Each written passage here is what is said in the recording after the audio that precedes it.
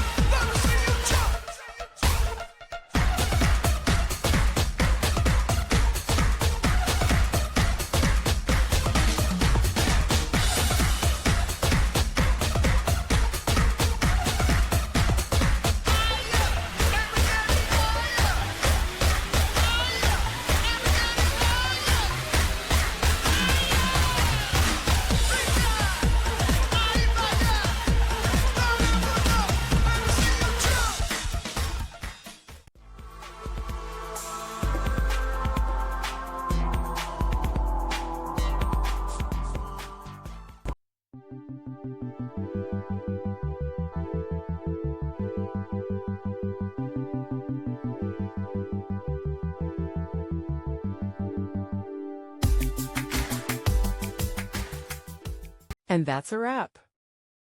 I hope you found the answer you were looking for. If you did, take a second to hit that subscribe button. It really helps out. And let me know in the comments which solution worked best for you. See you next time in the debug zone.